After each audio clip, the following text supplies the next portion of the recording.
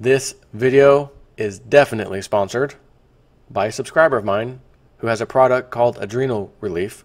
As I mentioned in another video a little while back, there's still a 25% off code on Amazon that he made revalid again for this month, and that is REALIST1. Again, the product is Adrenal Relief.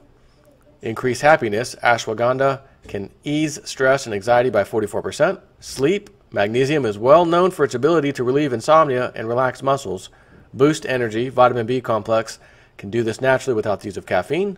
No gluten or soy. We strive to be as healthy and as natural as possible. Currently has a 5-star rating on Amazon with 29 reviews and climbing. So if you want to support a J4 subscriber and his great product, which he had custom made, by the way, with the ingredients to his liking, again, that is Adrenal Relief, and I will provide a link in the description box with the discount code should you want to purchase them. All right, so I have to start. This is great. Zero Hedge caught this. I didn't know this, of course, till later. Ready? Look at that zombie's face, first of all. Tell me that's not looking like a shape-shifting lizard about the shapeshift. But do you notice something in the background? You know how like the club likes to put little subliminal messages in the background, throw up a little, you know, Illuminati triangle in the background on the wall. You kind of missed over it and didn't see it. Now that is the opposite of what the club does. That's what the people do. Throw up a hidden sign like the club would do, except Bitcoin. Buy Bitcoin. And look at the smiling this guy's doing. He just knows what's going down. Yep. There it is. Buy Bitcoin. Forget the Fed and the nonsensical crap it's telling you about. Buy Bitcoin and save yourself before the Fed destroys the whole freaking country and the currency. And her face is pretty much saying, without, you know, words, what that sign is saying. People should be buying Bitcoin. They should not be believing me right now. And I'm trying to hold this all together and lie to them the best that they can. And they asked about auditing the Fed, and her reply was it would not be a good idea to audit the Fed. She does not think it would be a good idea at all to audit the Fed. Why can we not have this audit?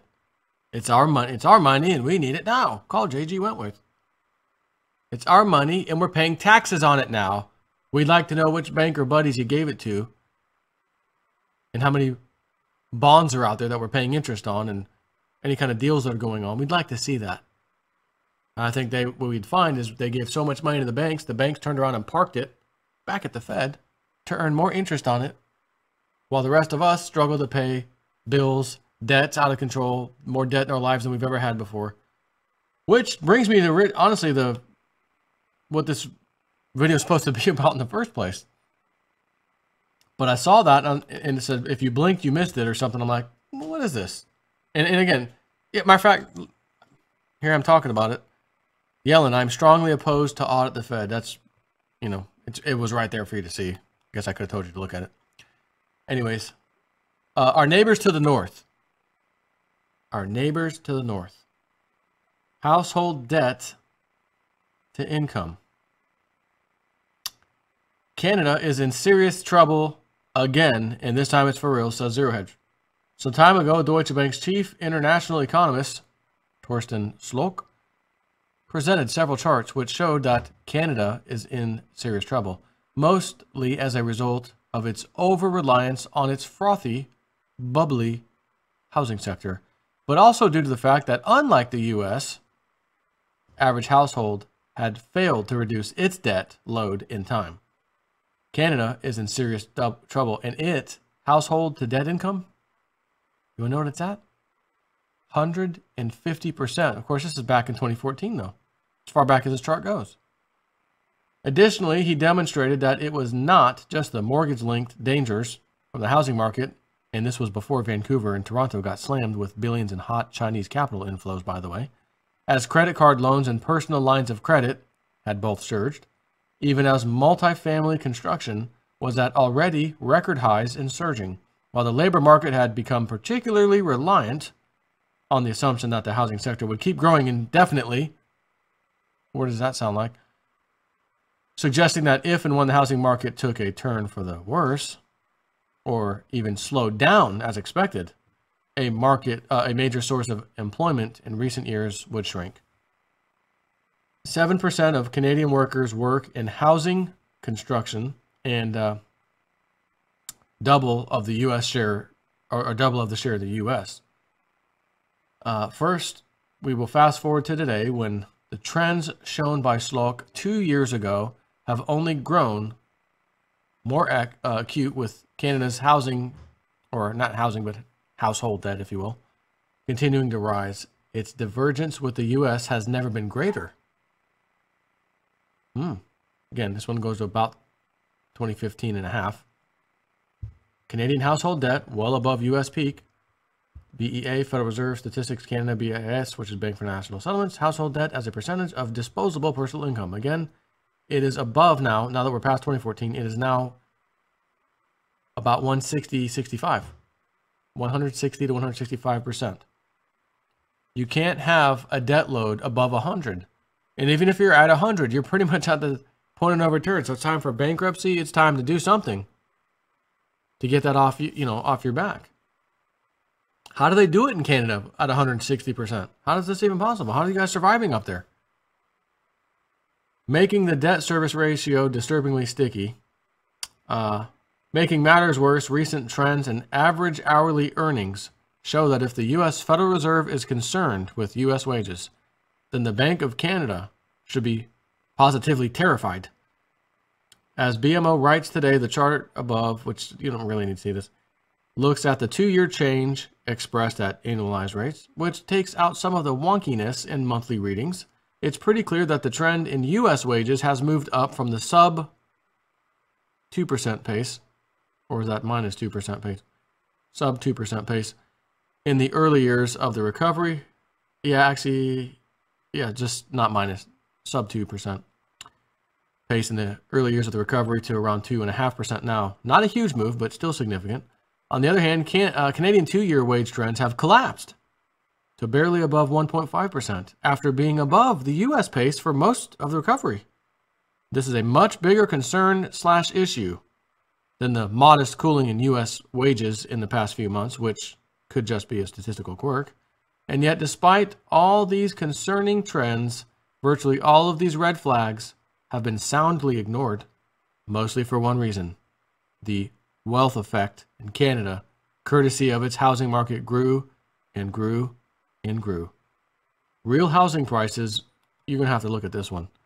Real housing prices, U.S. versus Canada, 1975 to 2016.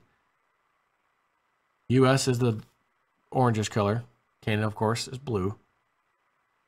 Am I on planet Earth right now? You know, because I'm always talking about how crazy things are here in the U.S. and Europe, especially. But, you know, I'm an American, and most of my viewers are Americans, and we're concerned, you know, at home, just like you guys in Canada are concerned there, in Australia and whatnot. You know, that whole thing. So yeah, I'm just looking at this. I can't believe what I'm looking at here. If this is not, you know, massively unsustainable, massive correction coming, I don't know what is, especially for our folks in Canada. So, looking at the chart above, last month, Bloomberg said on a real basis, Canadian housing prices experienced a much smaller, shorter decrease in prices during the financial crisis and a much larger, longer increase in prices during the recovery. When you couple this unfathomable rise in house prices with near record high household debt to income ratios, the Canadian housing bubble starts to look scary should the tide turn. And then they added, no one knows when insanity like this will come to an end. Bubbles are like an avalanche. The longer they build up, the worse they will be when they eventually destabilize. Well, nobody may know, but as Harley Bassman said yesterday, one can make an educated assumption, and as he said, it most likely will be the result of higher rates. Which brings us to today's decision by the Bank of Canada to hike its rates for only the first time since 2010, sending the currency known as the loonie to the highest level since August 2016.